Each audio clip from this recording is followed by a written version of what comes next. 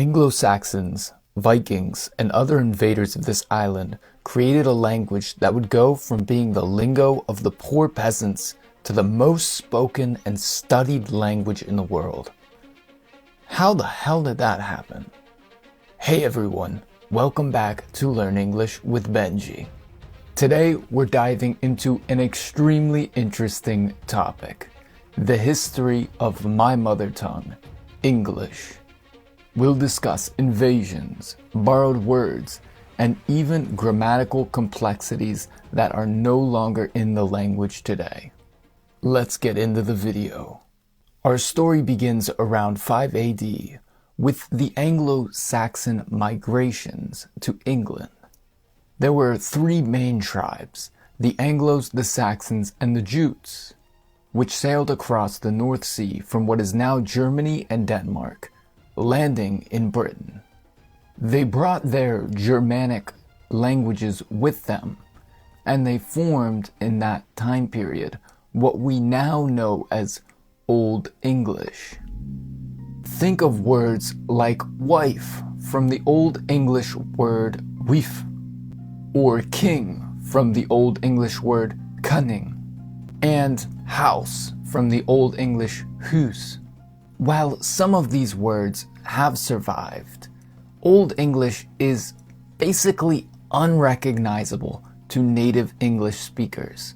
If I was to hear a little bit of Old English, I would pretty much not understand anything.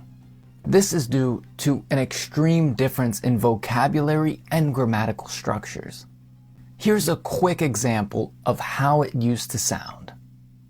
We gar dana in jar dagum feud kuninga thrimje frunan hutha athalingus ellen fremidon oft schild shaving shadden a threatum monigum maigthum meru setla oftea. Pretty crazy, right? Now let's jump into the first major change for the English language. The Vikings started invading in the 8th century. These Norse warriors didn't just come to steal things and go back home. They came to occupy, to settle in the new land.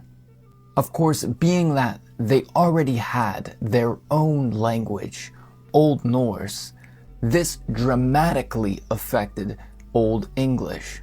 We borrowed a ton of words from Old Norse, including everyday words like sky, egg, knife, they, and even them. Pretty crazy, right? So we heard about the Anglo-Saxons from Germany and the Vikings with their Old Norse. So where do all of these Latin-derived words come from? Fast forward to the year 1066. William the Conqueror and the Norman French army invaded England, and suddenly, French became the language of the ruling class, the courts, and the law. This period, known as Middle English, is when a huge influx or a huge flow of French words came into the English language.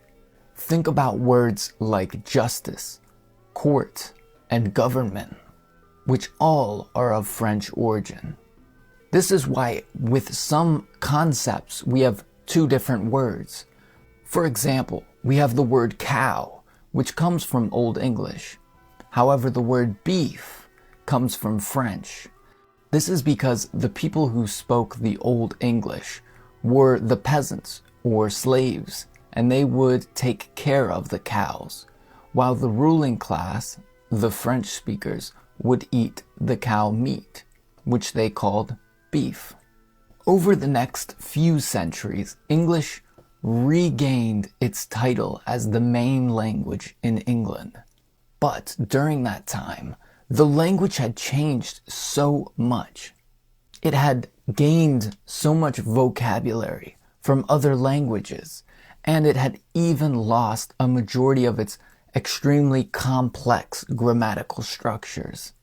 This Germanic and Old Norse and French mix is what has made English so unique. However, one more change was about to take place during those centuries, and that was the Renaissance.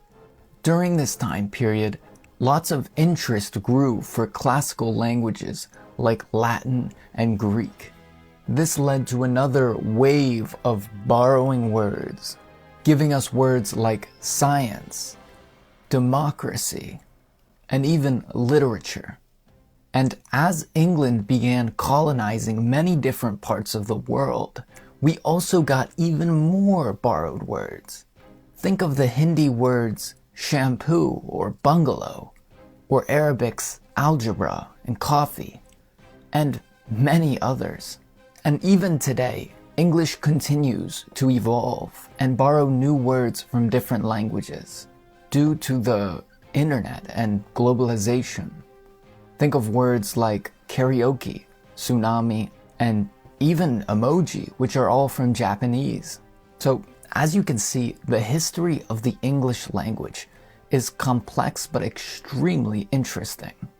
Even though English might be a language that you are required to learn, be it for school or a job, or to do some traveling, English is a unique language with an extremely fascinating history. And I wanted to tell you this story because I think that falling in love with a language and its history is a great way to gain motivation to learn the language even more. I hope that you found this video and concept interesting. If you have any video suggestions, please leave them in the comments section. Don't forget to like the video if you enjoyed it, and subscribe to the channel if you're not already subscribed. Check down below in the description if you would like to see the flashcards to learn some of the vocabulary that you might not have been familiar with. It was wonderful seeing you again, friend. Have a great week. Goodbye.